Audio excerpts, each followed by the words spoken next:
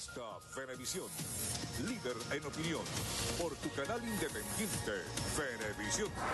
Muchísimas gracias por acompañarnos como siempre en Entrevista Venevisión. Ya estamos listos para iniciar nuestra conversación con el invitado del día de hoy. Él es Américo de Gracia, dirigente político de oposición venezolana. Gracias por estar con nosotros. Gracias, Hendrina, y gracias al canal por Venevisión por invitarme. Tiene muy pocas horas de haber llegado al país, todavía debe estar con el tema del cambio de horario. 557 días, fue específico cuando me dijo el número de días que había estado fuera de Venezuela y precisamente por razones políticas, y hoy está de vuelta. ¿Qué le hace regresar a Venezuela? Bueno, mira, el tema es muy complejo, pero realmente el país hoy día amerita que nosotros los venezolanos de alguna manera demos la cara también por él y que no dejemos solo a los venezolanos en esta inmensa tragedia que se vive y que todo lo que esté a nuestro alcance. Es muy cómodo decirle a los venezolanos esfuerzo, sacrificio, mientras de repente uno no lo vive en carne propia.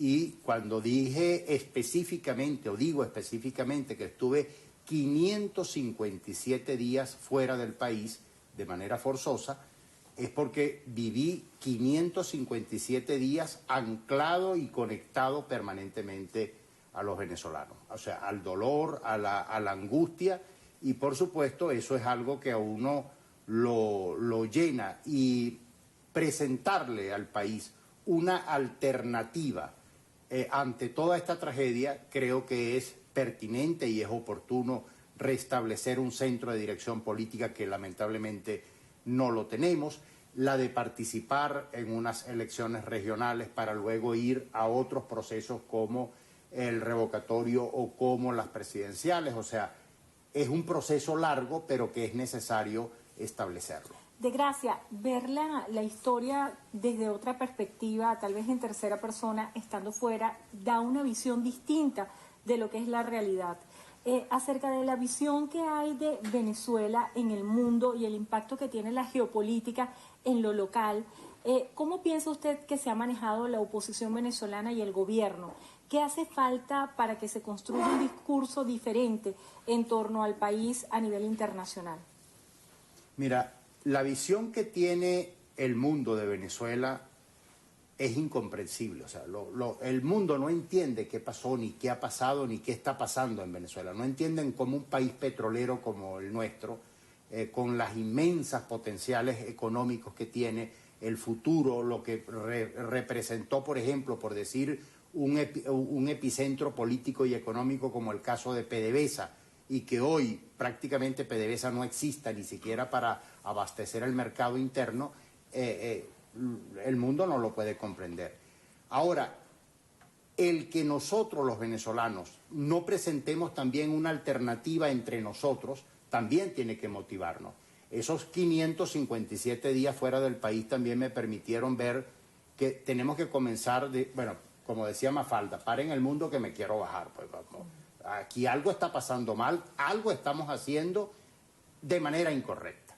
Y creo que eso también motivó en cierta manera a que viniéramos al país a decir, bueno, mira, llamar la atención de lo que está pasando y cómo podemos enmendar la tarea en función de rescatar toda esa tragedia que vive el país y poderla enderezar para presentar buenos dividendos a los venezolanos, a las generaciones que nos siguen. O sea, ¿dónde estabas tú, papá, cuando Venezuela navegaba en medio como náufrago, en medio de esa tragedia? En un país donde no hay gas, donde no hay gasolina, donde no hay comida, donde el pueblo se muere de hambre, donde dejó de existir la moneda. Es vergonzoso que ustedes ven en cualquier aeropuerto internacional o en cualquier casa de cambio las monedas de todos los países del mundo, la de Venezuela no existe, pero tampoco existe en el circulante común y corriente de los venezolanos. Tú para ir a comprar un café ahora usas el dólar, no usas el bolívar. Eso nos debe dar vergüenza ajena. Y se habla de soberanía. Un país soberano que no tiene, que perdió hasta su moneda, que ha ido perdiendo territorio. O sea, porque lo están ocupando otras fuerzas extrañas. O sea, todo eso tiene que obviamente llamar a la reflexión. Hay algo que tenemos que, de alguna manera, hacer nosotros los venezolanos. De Gracia, hay un debate que trasciende la semántica. Para la oposición venezolana se habla de negociación, para el gobierno se habla de diálogo. En este proceso de verse las caras y buscar puntos de encuentro, ¿por dónde se debe comenzar? A su juicio, ¿qué se debería hacer para presentar una propuesta que sea constructiva para el país, para los venezolanos?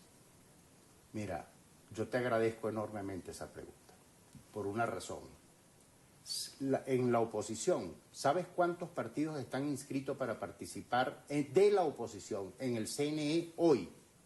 111 partidos. Más de 100. 111, exactamente, entre partidos locales, regionales y nacionales.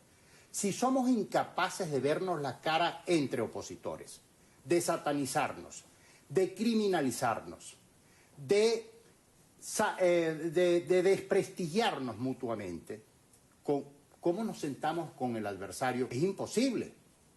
Primero tenemos que comenzar a visibilizar, por lo menos a reconocernos que existimos, que tampoco nos reconocemos. No, yo no quiero saber nada. Y hay 3 elementos que tenemos que echar en el cesto de la basura, que nos hacen mucho daño a nosotros los de la oposición. Uno, el sentido de hegemonía. O sea, todo tiene que girar en torno a mí, si no, no. O sea, en torno a mí, a mi partido, a mi fin. No, incluso al grupo, al partido. O sea, yo soy el portador de la verdad. Todos los demás están equivocados. Ese es el primer elemento. El segundo elemento es el derecho de admisión. O sea, bueno, déjame ver si te dejo entrar, vamos a ver, vamos a hablar con fulano para ver si te da como un pase de cortesía, el derecho de admisión. Y el tercero, el derecho a veto. No, yo no me reúno con fulano, no me reúno con Perencejo, nos ponemos adjetivos, nos ponemos... Bueno, mira, si esto no cambia, si esta conducta de la oposición no cambia, hagamos la mesa que hagamos, los diálogos que hagamos. No es un problema de semántica, es un problema mucho más profundo que la semántica. O sea, si lo llamas diálogo, lo llamas negociación, pero sigues cometiendo exactamente los mismos errores, ahora eso es una responsabilidad nuestra. O sea, ¿cómo es que yo no voy a reconocer a los demás porque sencillamente tuvimos algún problema? Y otro elemento adicional a esto, que también tiene que... Los problemas internos de los partidos no es lo que motiva a los venezolanos. O sea, si Américo de Gracia, por poner un ejemplo doméstico, tiene alguna diferencia política con mi amigo y mi hermano Andrés Velázquez, eso no es un tema que le interesa a los venezolanos. Eso para nada. Al venezolano le interesa si hay, y eso que es válido para Américo de Gracia y Andrés Velázquez y la causa R, también tiene que ser válido para Acción Democrática, y para PJ, y para Voluntad Popular, y para el resto de los partidos. O sea, esos son temas subalternos. O sea, si nosotros no somos capaces de pasar la página y decir, bueno, mira, tenemos diferencias, vamos a abordarla y ver cómo resolvemos. La primera negociación que tiene que ver es entre opositores. ¿Usted estaría de acuerdo con la propuesta de presentar candidaturas únicas a partir de elecciones internas en la oposición venezolana? Si no lo hacemos, estamos perdidos. O sea, no hay otra alternativa. O sea, pero este es un camino que tenemos que transitar, porque la unidad no se decreta. ¿Entiendes? La unidad se tiene que construir. Es como el amor, como la relación de una pareja. O sea, tú tienes que construir la relación con ella, o con él, o con tu pareja. O sea, es algo que tiene que nacer de mutuo acuerdo, de mutuo entendimiento para poder avanzar. Y yo creo que eso es lo que nos está haciendo daño. Más bien hacemos lo imposible por poner a los nuestros, vale decir, a los que se dicen opositores, en la acera del frente. Y a construir o a derribar puentes para preservar mis privilegios, entre comillas, o mi cuota de poder. Y así no podemos llegar. Hay un debate también acerca de participar o no en las elecciones del 21 de noviembre. Sin duda usted está siendo enfático en que la idea es participar, pero se habla mucho de la necesidad de construir condiciones diferentes a las que están dadas hoy. hay señales, hay un nuevo Consejo Nacional Electoral. ¿Esto es una señal contundente que invite a todos los sectores a participar? Las señales también tenemos que construirlas nosotros. Cuando nosotros decimos, por ejemplo, como lo dijimos el 19 de abril cuando pusimos en escena la plataforma Guayana Libre, que no es un partido político, sino la sumatoria, a falta de unidad nacional, buenas son las unidades regionales, decíamos que si ponen a Diosdado Cabello al frente de la presidencia del Consejo Nacional Electoral, nosotros vamos a participar, porque las condiciones y la conquista de los derechos, y en este caso el derecho al voto, no se conquista renunciando a él. O sea, ¿qué sentido es ese? O sea, ¿cómo? Y eso también tiene que ser parte del aprendizaje de nosotros los factores democráticos y de opositores. ¿Cómo tú vas a construir, o sea, tú vas a pelear un derecho renunciando al derecho, comenzando por allí? No, es aceptando que es un derecho y caminando y mascando chicle al mismo tiempo. Ahora, ahí hay dos buenos y grandes amigos en el Consejo Nacional Electoral que yo confío plenamente, tanto en Enrique Márquez, rectores principales, hay otros, pero vamos a hablar de los rectores principales que son más conocidos, Enrique Márquez y Roberto Picón. Ambos han dado muestras y credenciales suficientes a lo largo de todo este tiempo de que son opositores, o sea, no necesitan que Américo de Gracia les dé un aval diciéndole sí o la bendición de que son opositores. O sea, han demostrado crédito y han demostrado también trabajo en función de victorias electorales. Por ejemplo, la victoria obtenida por la MUT fue, o sea, estratégicamente, sí, pero desde el punto de vista de estrategia electoral, como maquinaria electoral, no le podemos quitar el mérito a Roberto Picón, por ejemplo. Acerca de su aspiración a la gobernación de Bolívar, ¿cómo lo vislumbra? ¿Cuál es la propuesta que lleva usted en su candidatura?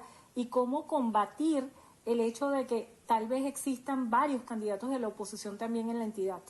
Sí, eso nos ha llevado rápidamente en dos direcciones, ¿no?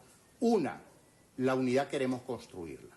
Y por eso estamos abiertos a hablar absolutamente con todos los actores y con todas las organizaciones para poderlo lograr. Américo de Gracia, de hecho, es un instrumento, no es el objetivo. El objetivo mío no es ser el gobernador del Estado Bolívar, es ser el instrumento para que los factores democráticos ganen o ganemos en el Estado Bolívar. Y si Américo de Gracia no termina siendo candidato, yo no haré de eso un problema de honor. Para mí ese no es el propósito. Y el segundo elemento es el que tiene que ver con la posibilidad de convertir la gobernación del Estado Bolívar en el órgano rector de la vida económica, política y social del Estado Bolívar para que los guayaneses, porque sé que este programa va a ser muy visto en el Estado Bolívar, en Ciudad Guayana, en Upata, etcétera, etcétera, hacer de la gobernación de hoy lo que era la CBG de ayer con Sucre Figarela, por ejemplo, que marcaba la pauta, la dirección hacia dónde tenía que ir. Muchísimas gracias por estar con nosotros en Entrevista a Venevisión. Américo de Gracia, dirigente político de la oposición venezolana. Gracias por estar con nosotros. Gracias, Andrea.